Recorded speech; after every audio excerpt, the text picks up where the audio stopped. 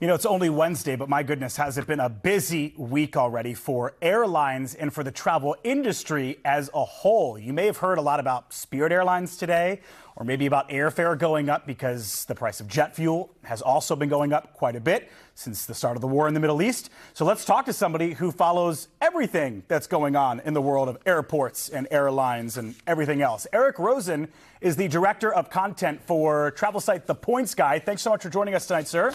Thanks for having me. Of course. We should start with Spirit Airlines because those yellow planes have been in the news today. It's been one heck of a roller coaster ride for them these past few years. It's kind of crazy because just a few days ago, it looked like Spirit was going to be shut down at a moment's notice. And then we had the news today that the Trump administration might bail them out. Where do things stand right now?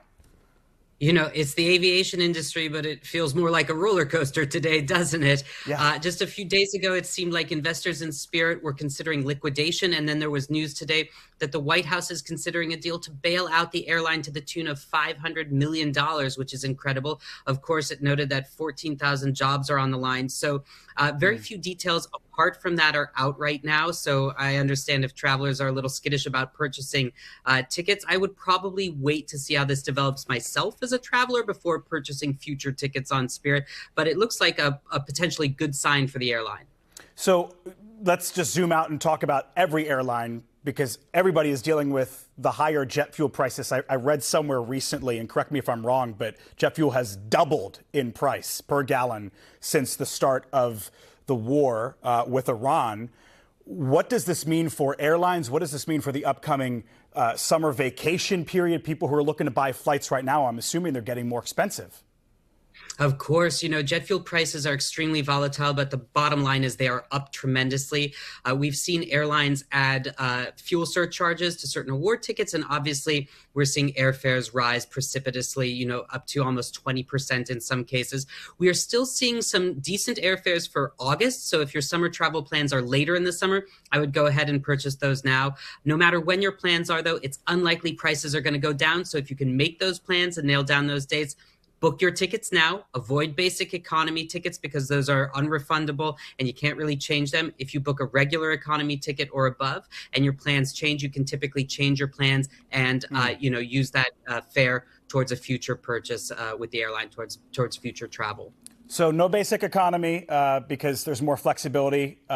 Try to book for August. What else? What other advice do you have for somebody who was planning on going to Florida or to Europe or Asia and they're looking at the prices and they're seeing them just astronomically higher now?